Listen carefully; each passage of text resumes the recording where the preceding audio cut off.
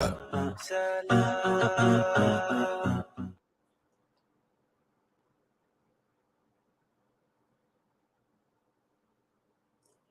right, as we said in our introduction, we'll be speaking to our very special guest, Mr. Zakhele Khoza, who is the principal at Senaoane Secondary School in Soweto. If I may, we've been saying over the last few weeks, whenever we speak to anyone in our profile interview, it would be someone well known, high profile. But here's one of our other silent heroes, as I would uh, label him. Uh, and you'll know why as we start our chat with him and our conversation with him. Firstly, let's find out from him about his background and welcome him to Mid Morning Talk with Najma Khota, live on a Monday on Salam Media. Good morning and welcome, Mr. Koza. Morning, Najma, and thank you for welcoming me. Yes, the pleasure is ours, and we're finally doing this. Mr. Koza, I was just saying to my colleagues here that I worked with you intensively for 1 year at your school, and that's when I was taken aback by the type of work you undertake, the challenges you have, and I just appreciated so much more what a principal has to do at every school. I'm sure you'll agree with me, but more Yes. specifically public schools in the region that you are in. So, I'm hoping that through this conversation, we'll learn more about what the challenges are, and we will, going forward, also address the issue of the standard of education, which I think is your biggest struggle, and we look at the reasons behind that. But before we do that, tell us a little bit about yourself. I know that you've said to us that you joined the education fraternity in 1998 as an educator, and in 2005 you were promoted to head of department. In 2014 you became the deputy principal, and eventually in 2016 you became the principal of Senaoane Secondary School. So there is a clear trajectory of your success and your dedication and your passion for education. But before we talk about that, please tell us a little bit about yourself. Where did you grow up?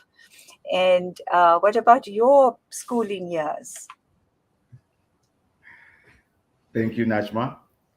I was born in Soweto, and then in 1998, I then relocated to KZN, Kwamashu, to be specific, where I completed my grade 12.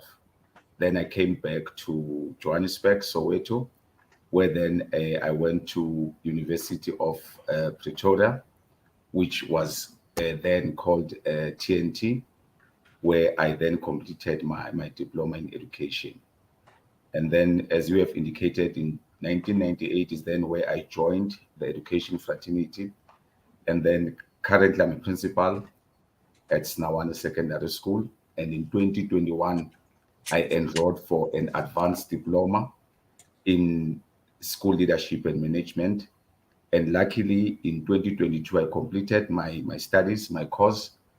And in 2023, not April, sorry, but in March is then where I graduated.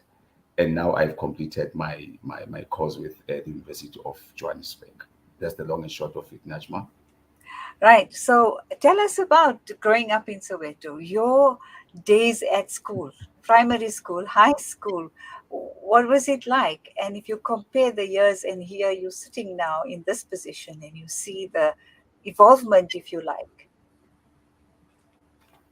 I can say, in those years, really, as much as education was very important, as we all know, but there were other factors that were really trying to to derail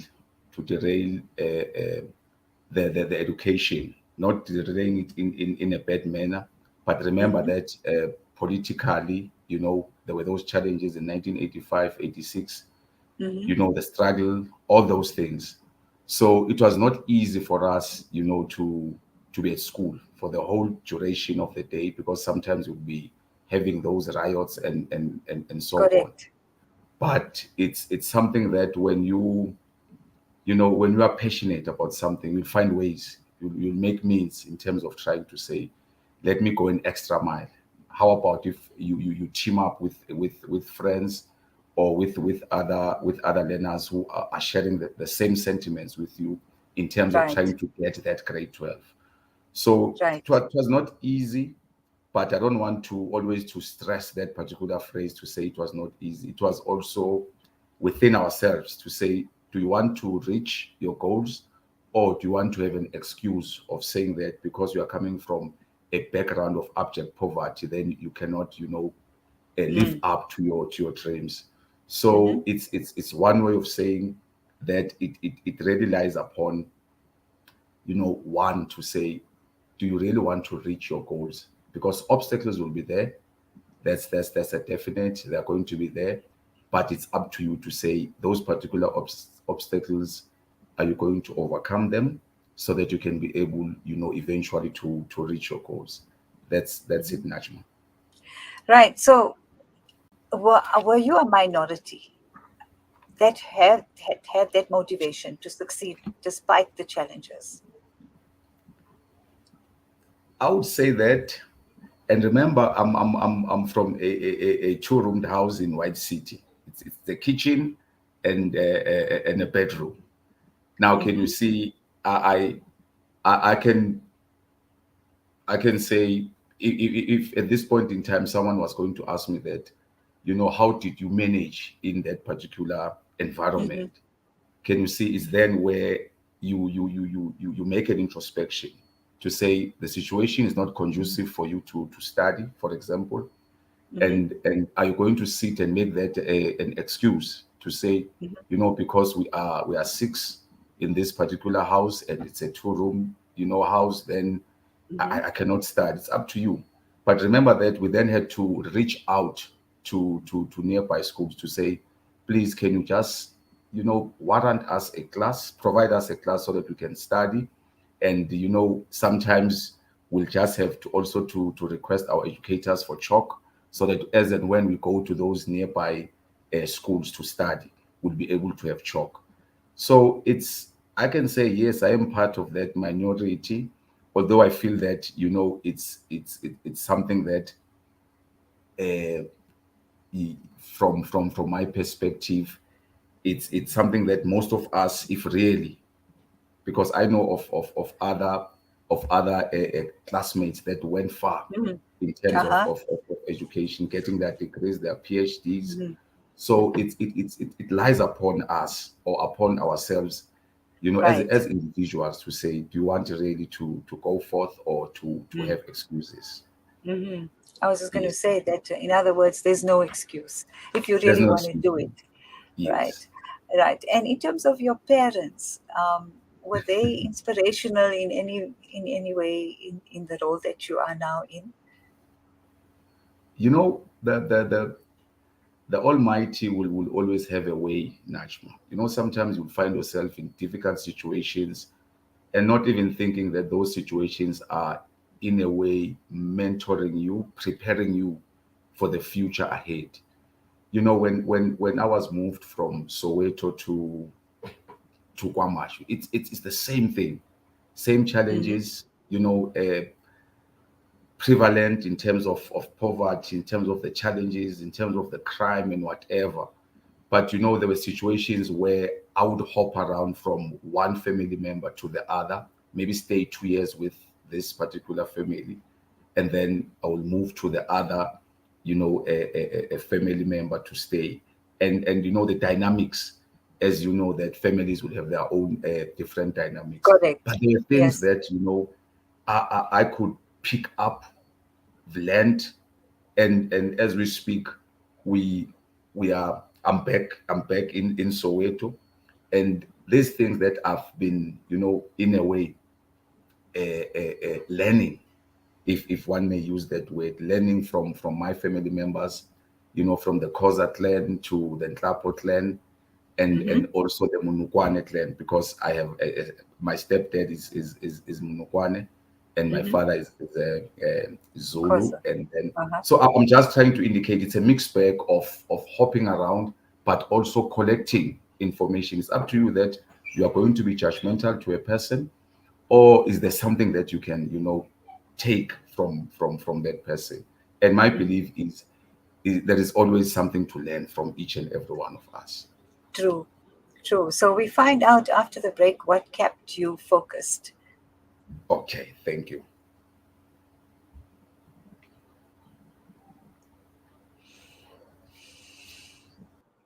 And a masterpiece.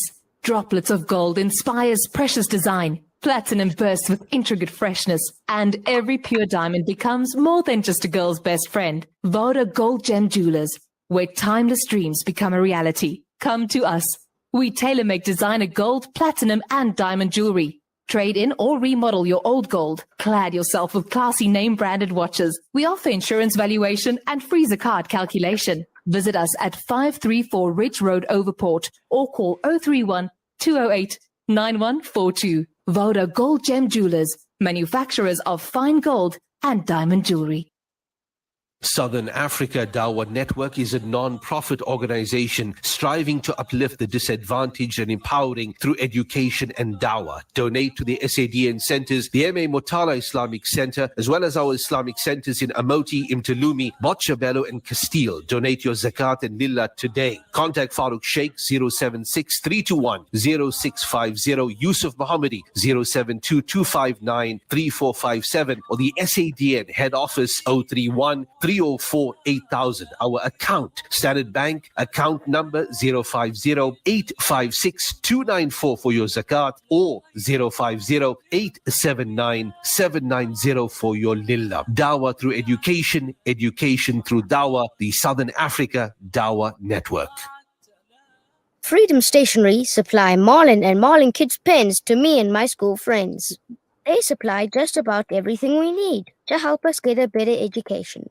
From books to files to rulers. In fact, any any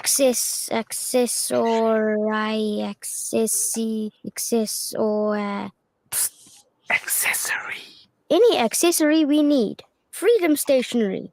Education for the nation. What does accessory mean?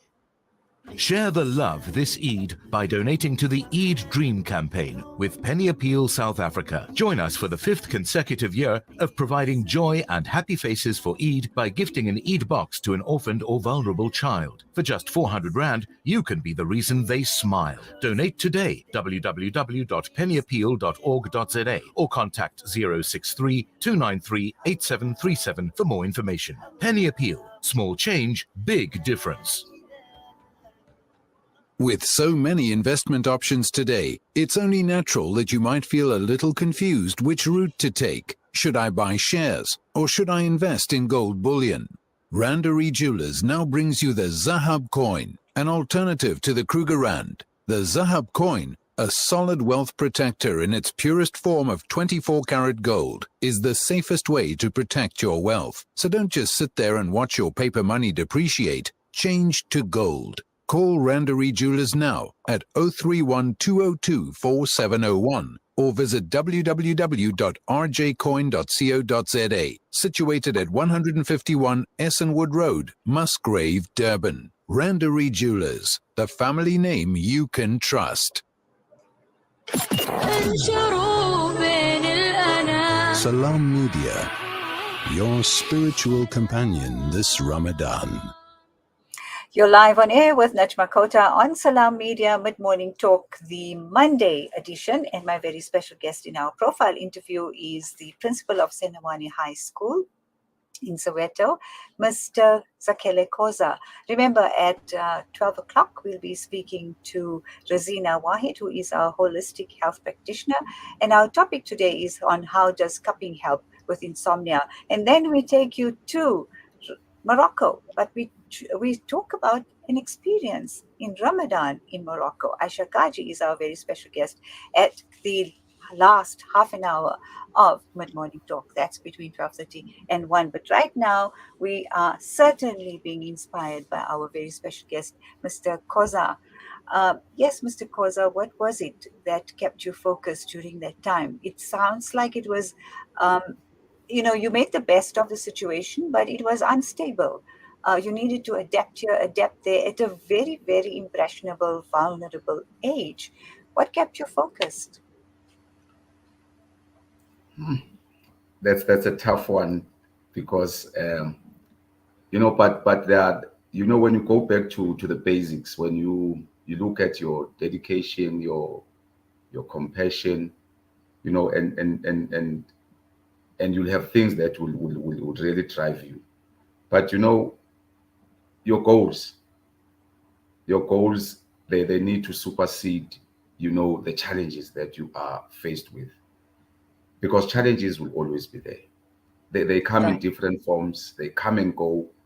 But as I've indicated, that you just need to recompose, start afresh, look at the challenges, overcome them. But you need to tweak there and there in terms of trying to meet your desired goals. It's something that must push you to say, if really you come from, as I've explained earlier on, I'm coming from a two-roomed house. Can you see Right. already you must have something that needs to drive you to say, you Sure. look at your environment, then you say, okay, life is good, but then is there anything that one can be able to augment in terms of trying to improve our situation at home? And Mm-hmm. one of those things is is education. And Absolutely. I've done martial arts, and I've Mm-hmm. got a black belt, Najma. And Right. but then, with martial arts, it's not the same as with soccer and any other, True. sporting codes where you have money and whatever.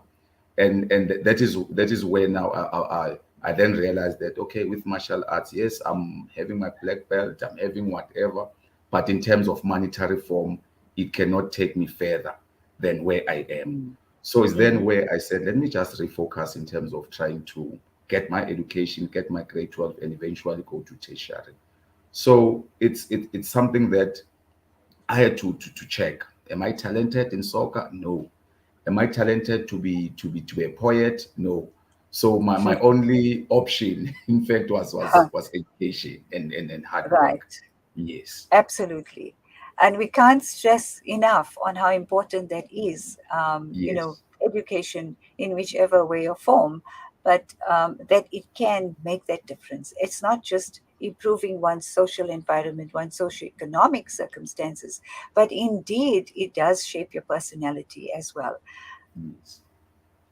So, in terms of moving forward and choosing a career, Mm. how did you choose to become a teacher in the first place? Okay. Initially, I wanted to be a vet, and then I Uh-huh. went. Yes, I went to Onderstepoort in Pretoria, where it's the only institution that will have that course in terms of people who want to be a veterinary surgeon. So I completed my test there, but I think unfortunately I was not successful, because here I am, not being a vet. But Right. then, when I was around Pretoria, is then where I said to myself, usually at school they will say have three choices, but it's not easy, to have three choices, especially True. those days. You just think of nurse, teacher, policeman, and so forth. Mm-hmm. Then I then said to myself, okay, since I'm around Pretoria, let me just hop around, just look at other institutions in terms of what is it that they do have. And initially, I enrolled for a civil engineering. I thought I was Mm-hmm. I was enrolling for civil engineering, but Okay. when the year commences, is then where I realized that it's civil engineering in education. Then I Uh-huh. said, but I thought I was enrolling for civil engineering. They said, no, there is a faculty for engineering, but in this case, it's a faculty for education, but it encompasses, other engineering fields like your electrical engineering, your civil engineering, and mechanical. So at that Interesting. point, I could not, say I'm withdrawing and whatever. So I then said to myself, okay, it's fine. Let me just, go on with this particular course. because at the end it does entail, civil engineering as it was my second choice. But I fell in love with this particular field of study because there were more practicals, and I would stand there, prepare things because we had to come with models, and we would prepare models, and I was scoring very high marks, and I could not understand until one lecturer said to me, you are a born teacher. And then I was in a way disputing that because I was saying I'm going to have 1 year and then go back to civil engineering. But as the years unfold, and as we were going to schools and technical colleges, I then felt something within me that says, this is radio field.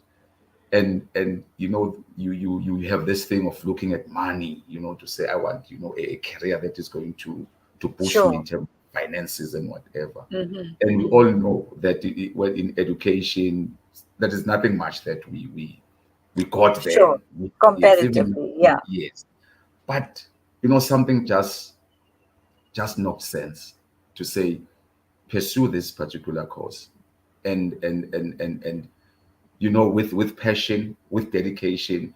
And I was just one of those students who really did the course on record time, and the following year, which was 1998, I was then employed as an educator for mathematics and physical sciences. And then we then begin to have colleagues who we share the same sentiments in terms of how about we conduct Saturday classes? How about we go an extra mile? We then had that particular team from the institution where we then began to say we can commence with Saturday classes. And that was 98, 99, Najma. And where were you teaching then? then I was teaching here in Senaoane Secondary School. Oh, really? Okay, yeah. Yes. So So it started all day. yes, Yeah, yes, ma'am. yeah. Continue. So Sorry. Yes. it happened that we just went an extra mile. But really it's for one to associate himself or herself with a good team, a team that is always positively objective, a team that will go an extra mile, a team that understands that where we sit as educators, what is the correct term to use, but it's a calling. That's what I was searching for, Najma. Correct. To say it's really a calling, and it's a calling for us to change lives. It's a calling for us to Absolutely. to give light, to make that particular learner in class or within the community itself to say, I want to be an educator, or I want to go further in terms of not just being an educator, but with my studies. So, and what I like about us as educators also, we always have an audience, Najma. I'm sorry to flag that, or maybe to try It's and fine. flag, but we always have an audience. And remember, Right. once you have an audience, you are in a way standing there, the audience is there, and once you are prepared and you share the same sentiments, goals, and also your background in terms of saying, listen, we come from the same neighborhood. We every challenge that you are experiencing is the same challenges that we are experiencing or we have experienced. So we have that connection. Sometimes you look at other schools where they are I would say privileged, then you'll say, how I wish I was in that school. But when you go back, you then realize that the mighty one sent you to this particular school to make a difference. Absolutely. That is the story with me. When I came to Senaoane, I thought I was just looking for a job. But as years went by, is then where I realized that, I have a far much deeper rooted connection with this community, since I'm from the same community, Soweto. So that's the long and short of it, Najma. Right. So, when you say it was a calling, I couldn't agree with you more, because when you look at your journey from where to where and where you are at now, it also speaks to your personal experience in terms of knowing how important it was for you to get an education to make a change in your life and then the lives of your loved ones. Yes. And then it doesn't stop there. This is the beauty about the position that you hold, because in other careers, whatever it is we do, we are contributing in some way or another to society. Of course, that's why Yes. we need an education, because it's not just for ourselves. It starts for yourself, but then you're giving back. But what's clear about what you're doing and the role you're playing, I think you somehow reflected on what it was like for you in that environment. So challenged, so difficult, so many obstacles. And when you talk about the privileges again, as opposed to not having the privileges at your school, then I think this is what drives one even more. So there's probably, how would you explain this in terms of this very soul connection to what you're doing? Um, the connection with what I'm doing, as I've indicated in terms of my background, to Uh-huh. say the connection, it's mutual. It's mutual because it's something that I'm passionate about. But remember that, as I've indicated, that once you have an audience, you have that 5-10 minutes in terms of trying to, to guide, trying Right. to inspire learners, trying to entice them in terms of, things that they might, become in the near future. So Mm-hmm. the connection in terms of me and my career, as I've indicated earlier on, initially I thought that, this is not me, education, being a teacher. But when I came into this fraternity, when I became a teacher, and when learners were asking questions, when I had my afternoon classes, morning classes, Saturday classes, I had that connection to say, I can make a difference. And that is when I started, going an extra mile in terms of my teaching. And then going the extra mile, meaning that, just being visible, being there, in terms of your values, Mm-hmm. indicating some of the values that we share with learners, your Mm-hmm. dress code, your conduct. So it then dawned to say, listen, you can make a difference if for a day you're having 20-25 learners following you, in terms of trying to seek clarity, whether pertinent to education or just Yes. pertinent to anything. Then you are in a way having people that will become inspired with what you are doing, and people that Mm-hmm. will maybe even call you a role model, if one can say Right. that. Absolutely. Right. Yes. Hmm. So when we come back, we speak about the challenges you face at the school and, on the whole, what it is like to be under the current education system in South Africa. Okay.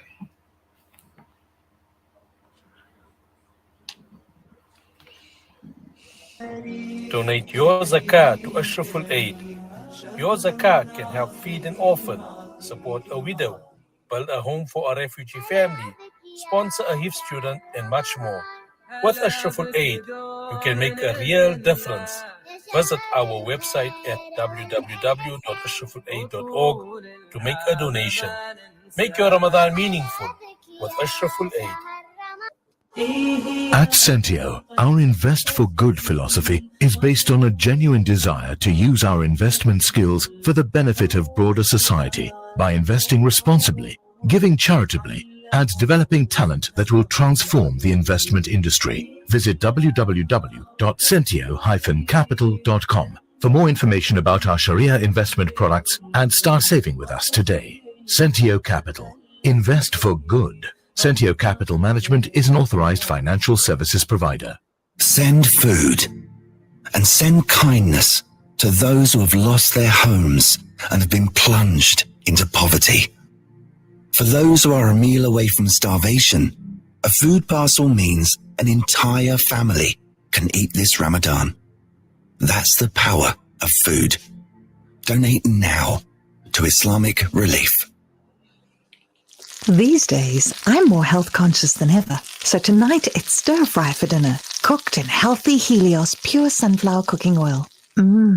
Helios is pure sunflower goodness, packed with omega-6. That's good for your heart. And is approved as part of the Heart and Stroke Foundation eating plan. Dinner's ready! Helios, pure sunflower cooking oil. A healthy family is a happy one. When someone is down in the world, surviving on the smallest means possible, an ounce of help is better than a pound of preaching. Strong people don't put others down. They lift them up. We cannot do all the good the world needs now. The world just needs all the good that you can muster. Your compassion could break 100 chains of poverty. Spend for Allah Ta'ala's sake. Have hope in His reward. Support the Al-Fida Foundation in our every effort to lift people towards success and financial independence. Visit our website at www.alfida.co.za or give us a call at 041 484 1288. Salam Media, your spiritual companion this Ramadan. Holding a position of authority, such as a principal of a secondary school, does come with a huge responsibility in terms of, just as our guest mentioned, that, you become the role model, you become the mentor, people start looking up to you. So the responsibility becomes even more of a difficult task. One needs to be conscientious of it.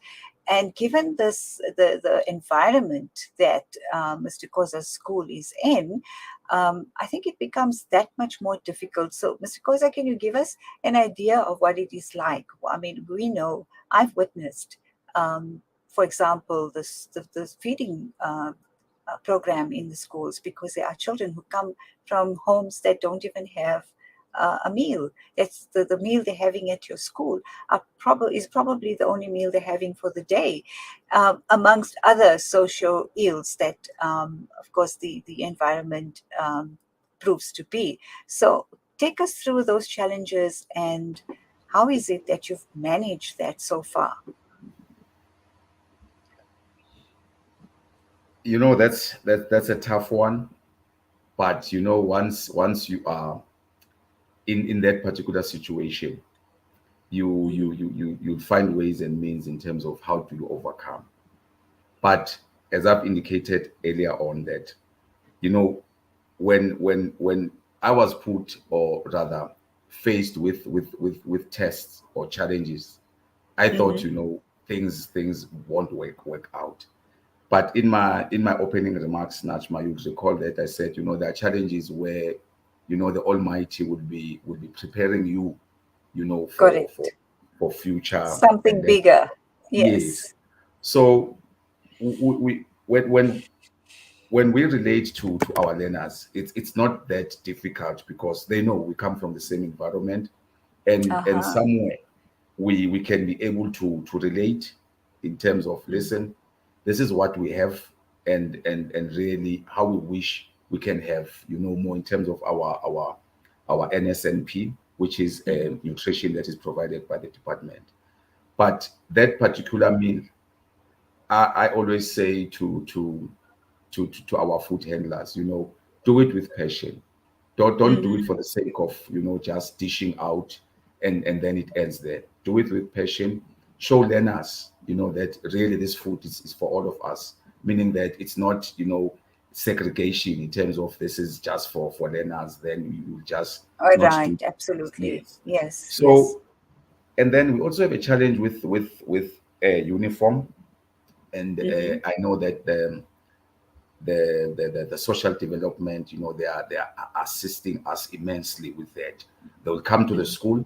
We wrote to them several years, year in, year out. They will come and take measurements and then do their screening and whatever. Then they'll provide uniform.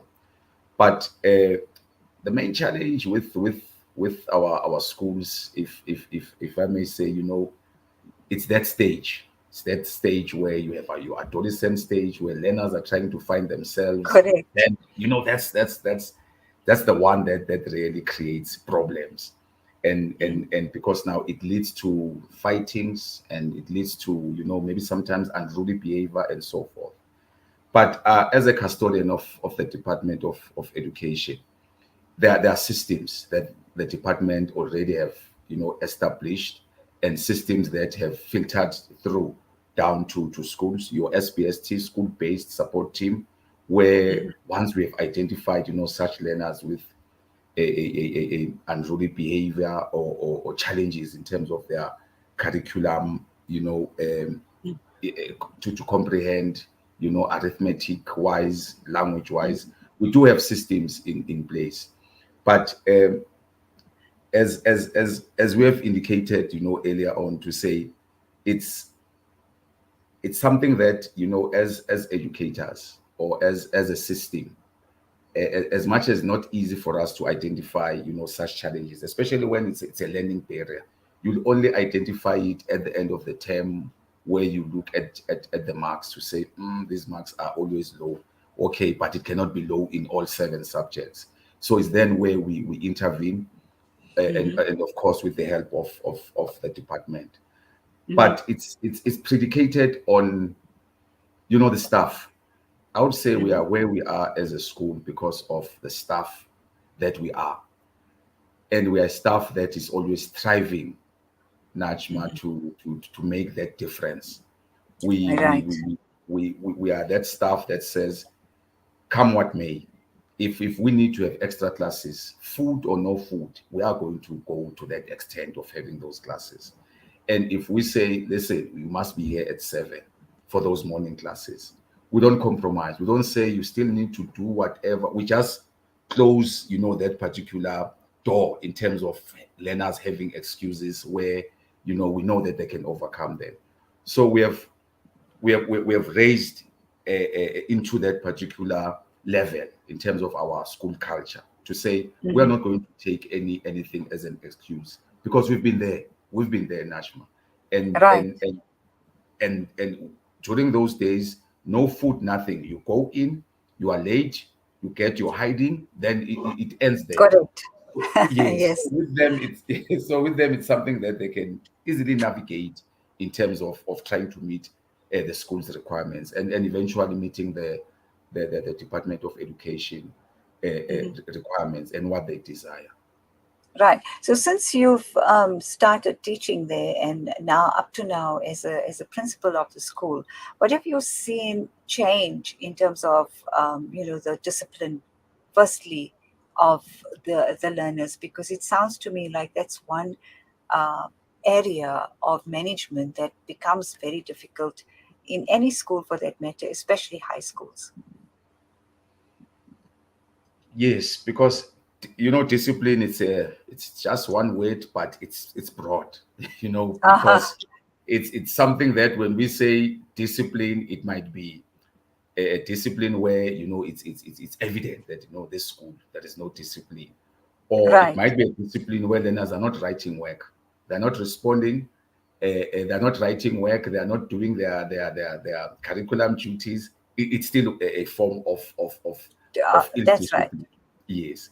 So it's in terms of having engagements with our learners, engagements in a sense that we need to share with them our vision, our mission, and the mission of the department, to say, listen, yes, we are here, and we are here not only as educators, but we are in local parentis in terms of trying to mold you, and we are going to be giving you tough love, because our love is different, and we'll be smiling now, but if you are not cooperative, you are not doing your work, then we'll have no choice but to involve your parents and maybe to take drastic measures. So it's a build up. It cannot be obtained overnight. It's something that we have worked on, and it's something that we are still working on and upon it, since it's you'll have different types of ill discipline. You'll have gangsterism that will just try to crop up out of the blue, and you'll have to now to say, listen, this is way beyond my terrain. I'll have to include the district. I'll have to include SAPS in terms of trying to assist to curb this particular challenges with discipline.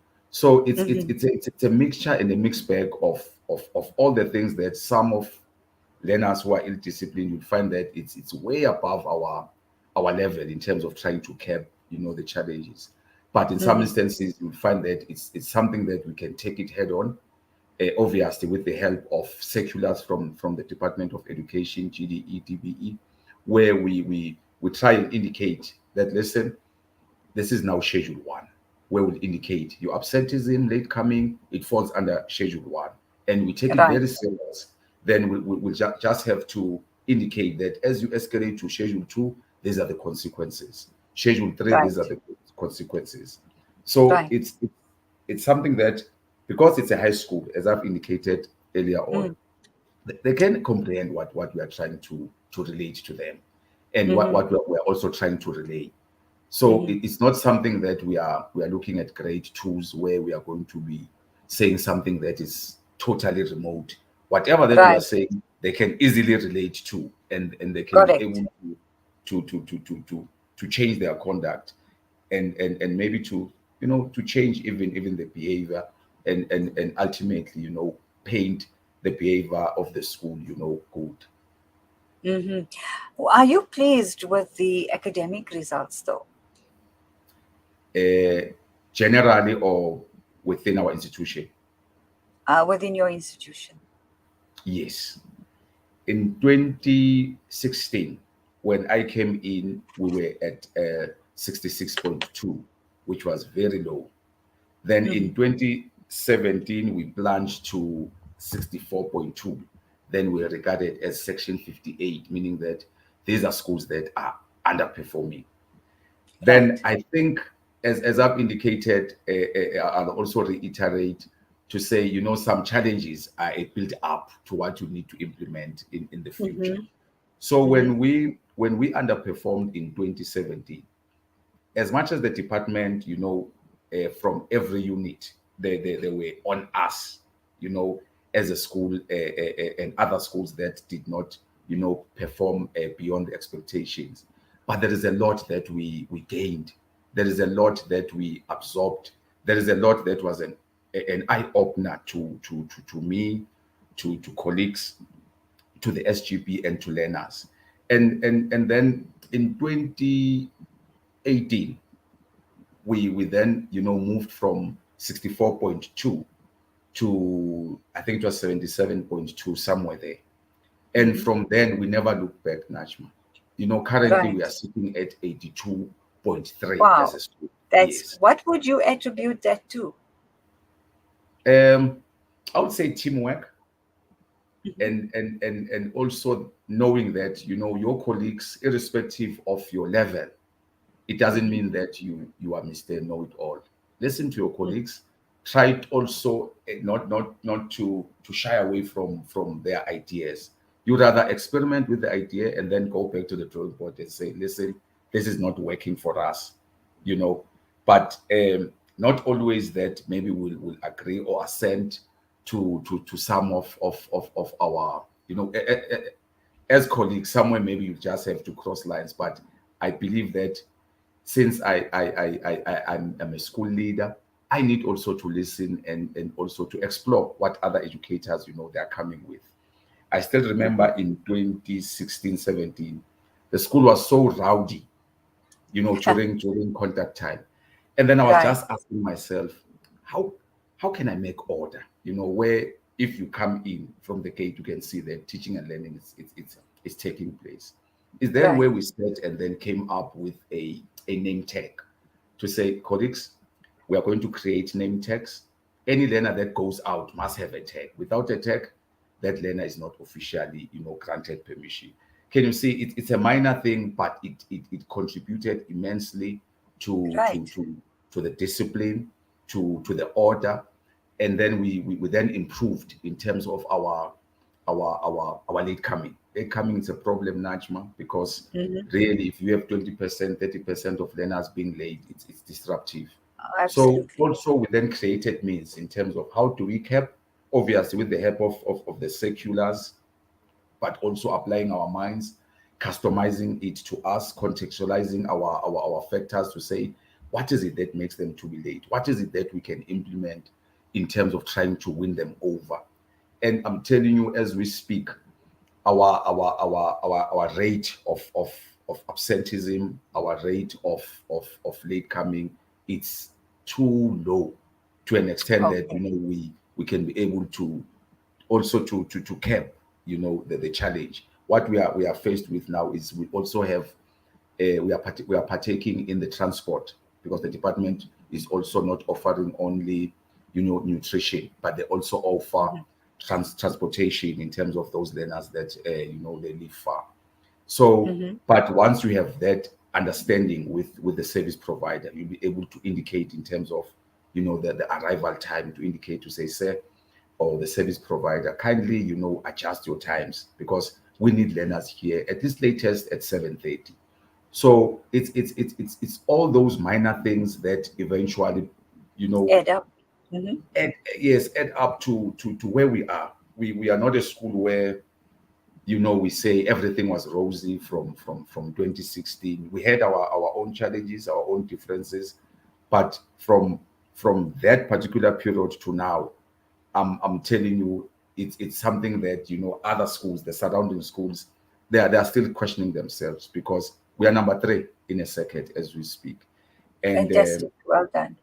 yes, and we're all thrilled, because it's something that we knew within ourselves that we can achieve 80 and above, but because of those challenges that were trying to derail our commitment, is then when we're always falling within that bracket of 70s. So that's it. Right. And well, that speaks to your leadership. As humble as you being, that speaks to your leadership and the way you're steering that ship. There seems to be a bit of a network problem at the moment. So I don't know if you can hear us clearly, but we're going to continue. Is it? Oh, it's fine. Okay. Recently, the education standard in South Africa has come under the spotlight. There's been criticism. It's been there all these years, I think, but it's been more, spoken about in the media, and the department has actually defended their stance on it.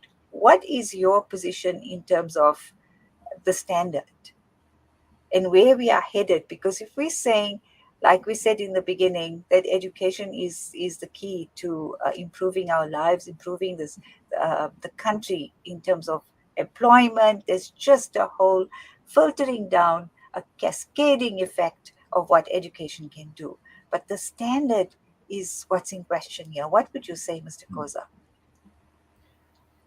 With regard to the standard, it depends from which perspective, where you are looking at it. It depends, because as much as we can say, the standard, maybe we are questioning the standard, we are questioning, the requirements, we are questioning all those things. But if you look at a broader perspective, at a broader picture, you'll find that there are reasons for standards to be set at a particular level.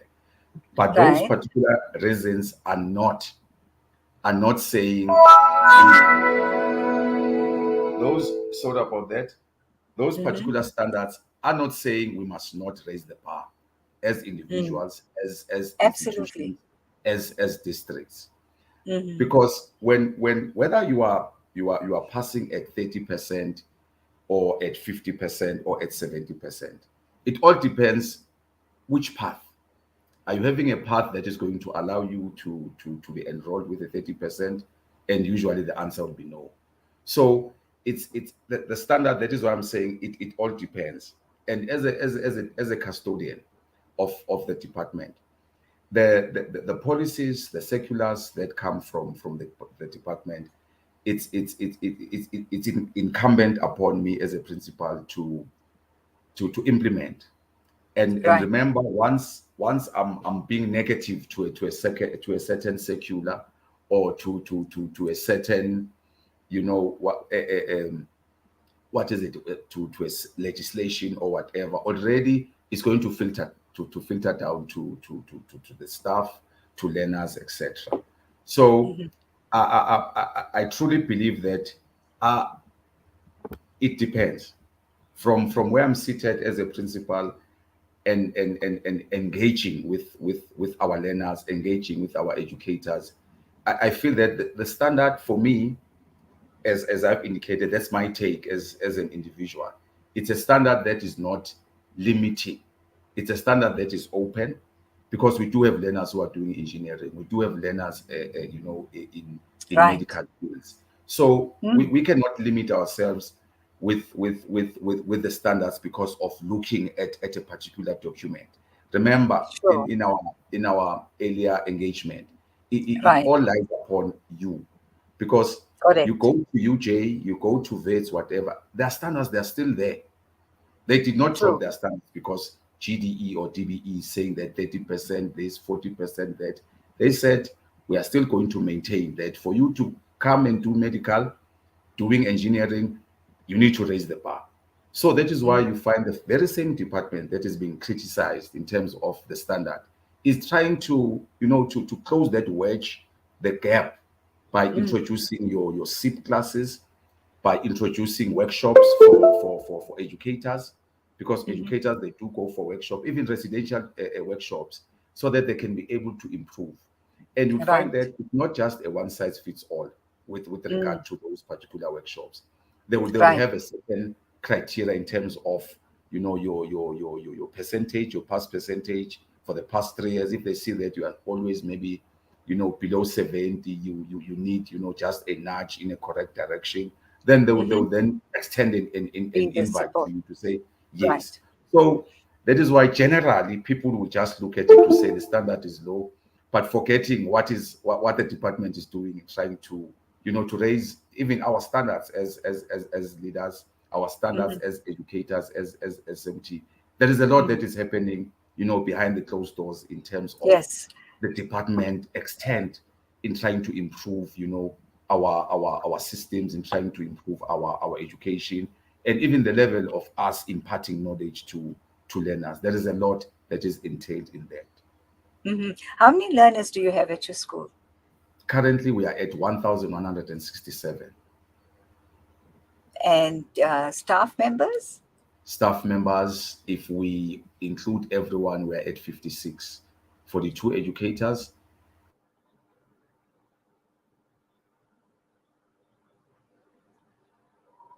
For some reason, Mr. Koza has just, his screen has just frozen. We're just about at the end of this interview, but you can gather from that engagement that we just had with this principal from Senaoane Secondary School, the challenges that they face and how admirable it is that he's come from the background that he has. He's indicated to us what it was like for him growing up, but his focus was on changing his life through education. And I think this was the message I wanted out of this interview today. And of course, to be inspired by these amazing human beings that are working in silent corners of our country and making this huge difference that I think sometimes we just take for granted. I'm glad to have witnessed what the school has achieved and what their challenges are. He talks about it quite lightly, but one has to know the environment that they are placed in. It's one of the most notorious, if you like, places in Gauteng, as you know. But it's also, just the poverty around you is something else that really is quite disturbing. Despite all of that, we have all of this wonderful work being done within the boundaries of these schools that are being run by people like Mr. Zakhele Khoza. I'm so sorry that we couldn't say our last thank you to him and goodbye to him, but I'm sure he'll get this, and we will thank him very much when we can for his time and for sharing his life, bits and pieces of his life with us, and of course, as the principal of a public high school in Soweto. After the break, we speak to our very special guest, who is our wellness practitioner, and we're talking about cupping, but the subject or the topic is on insomnia. Does cupping actually help with insomnia? We find out after this.